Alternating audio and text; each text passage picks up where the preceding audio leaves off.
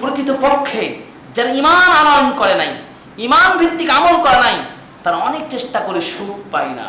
যদি সত্যিকার টাকা পয়সায় শ্রম যদি তার সুখের মূল ভিত্তি হতো, তাহলে দুনিয়ার যারা বিত্তশালী, যারা শিল্পপতি, তাদেরকে জিজ্ঞাসা করে দেখুন আপনি, একজন মানুষ তাদের রাতের ঘুম ঠিক মতো পারতে পারে না।